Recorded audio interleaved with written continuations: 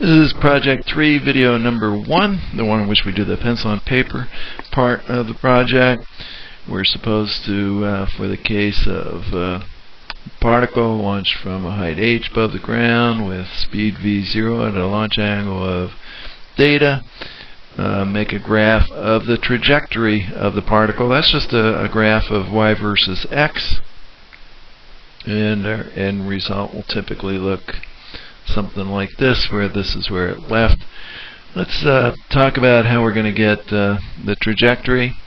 I'm actually going to go ahead and do the outline of the program to start with. So I want to start the program. That'll guide me in the calculation. So find time of flight.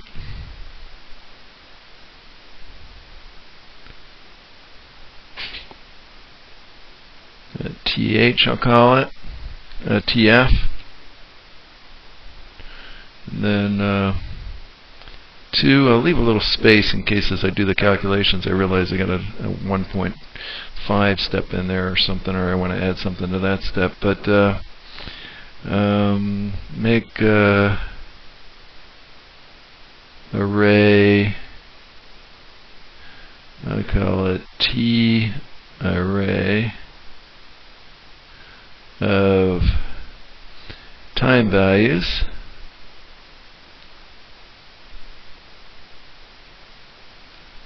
from 0 to TF,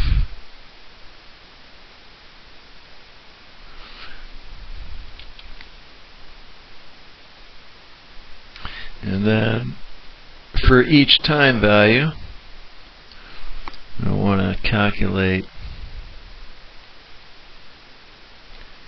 each t in the t array, calculate x of t and y of t, putting results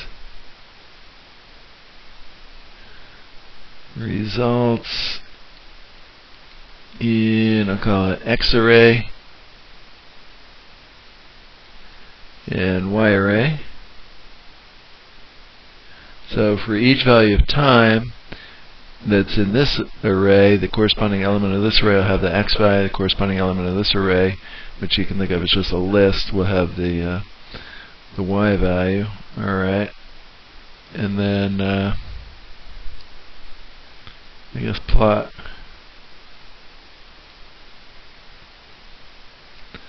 I'm going to go ahead and remind myself to write it with the lowercase when I type it in. So plot x array, comma y array.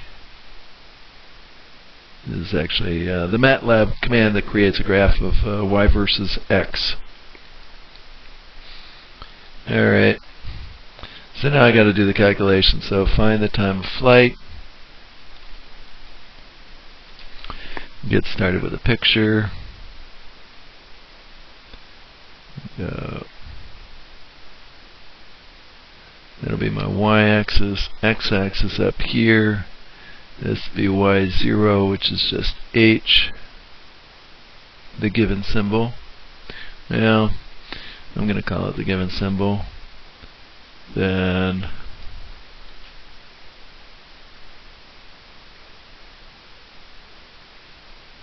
this is theta and v0. So let's get the components of v0 to start with. We want to do x and y motions separately, so we're going to have to break up the initial velocity, which is mixed, into the x component v0x and the y component v0y. v0x over v0 is a cosine of theta, so v0x is v0 cosine of theta, and v0y is v0 sine of theta.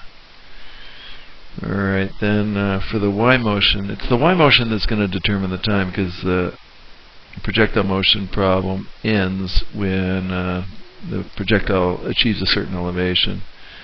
Y motion, so I'm going to go y equals y0 plus v0 yt plus 1/2 a sub y times t squared. And do some substitution here. That'll be a 0. I'm calling this an h. This be a plus v0 sine theta times t, and then plus 1/2 a sub y t squared. I'm going to just leave that as a sub y. And a sub y is a component of the acceleration in this direction. The acceleration is actually downward, so the component of the acceleration in that direction is minus 9.8 meters per second squared. So the acceleration is minus 9.8 meters per second squared upward. Alright, and I'm calling upward the positive direction, so a minus sign for the component of it. So let's see if we can solve for t here. 1/2 ayt squared plus v0 sine theta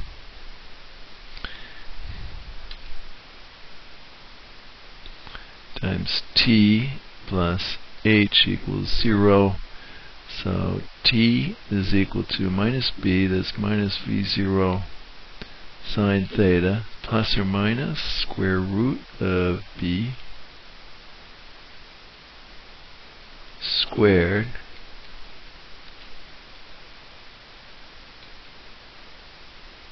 minus 4. A is 1/2 ay times c, which is h.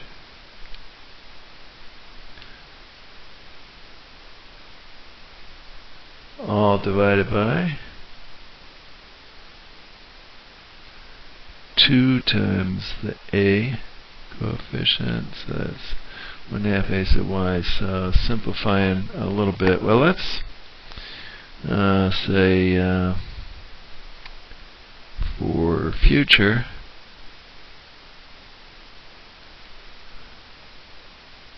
use, and it's going to be either the plus or the minus sign. Let's see, this is negative downstairs, so for a future time, a positive time, the top has to be positive. Now ay is negative, so this whole term is positive, so we're adding something onto that, so the square root is bigger than v0 sine theta. So if it were positive, that would give us a positive numerator divided by a negative denominator. That would give us a time in the past. So apparently we need the negative sign. If I choose the negative sign, everything up top is negative. I divide by a negative number. So I get a positive time, and that corresponds to the future. So I got to use the minus sign.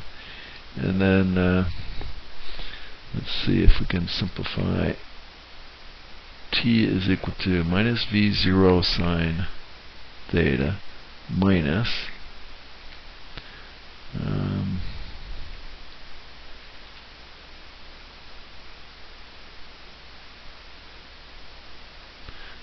theta's not coming out very well.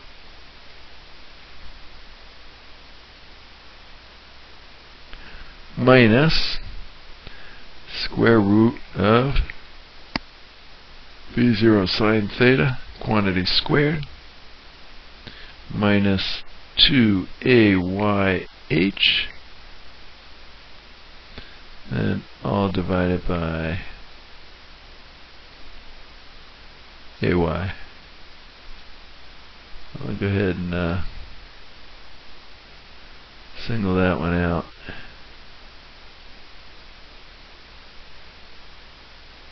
As equation 1. Okay. Now I'm supposed to create an array of t values, and then for each t value I gotta find the x and the y. So I'm going to do x motion. I'll say, I'll do it the hard way.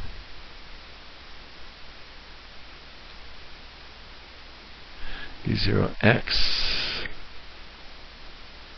times t plus 1/2 a sub x t squared. This is 0. There's no acceleration in the x direction. And the x0, based on my diagram, I'm starting out at x0, or at 0.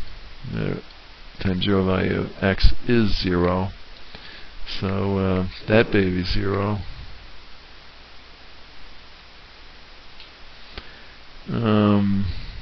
So x itself at any time t is just v0x times t. Need that one.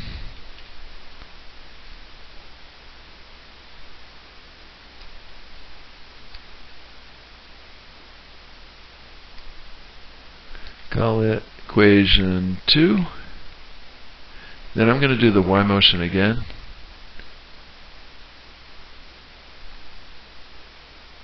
Revisited.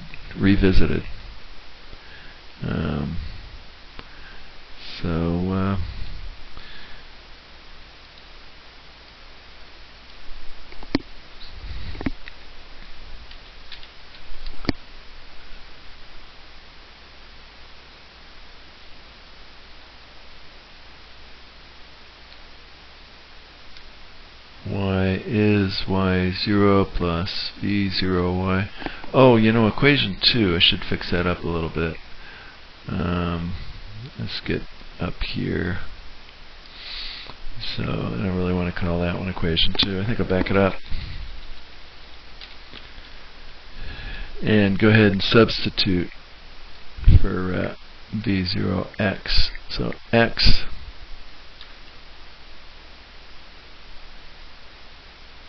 is equal to v0. I found that to be v0 cosine of theta. v0x is v0 cosine of theta. v0 cosine of theta. So yeah, let's call that equation 2. And then y motion again.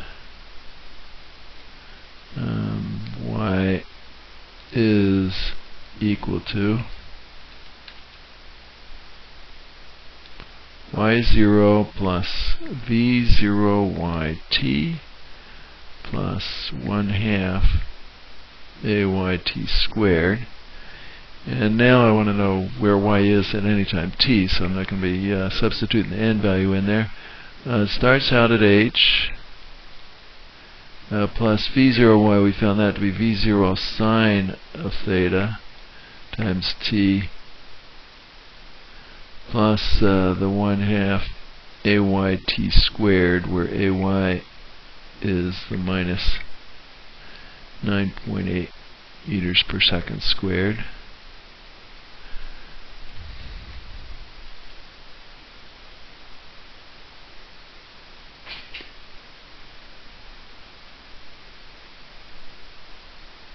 This will be my equation 3. Alright, I think then I just have to plot the x and the y, so I think I got it made. So let's see, I'll say find the time of flight TF using equation 1 below. I get t array time for each calculate using, so calculate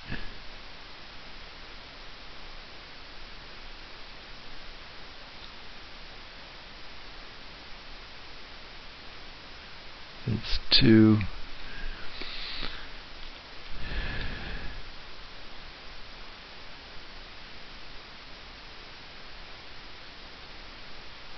3 x of t, y of t, putting results in x-ray, y-ray, and then plot them. Alright, so I started out with the outline of the steps, so we got that covered, and then did the analysis. Let's make some quick common sense checks on that. I should always do that. If I launch it horizontally, v0x is big. I think I got that part okay.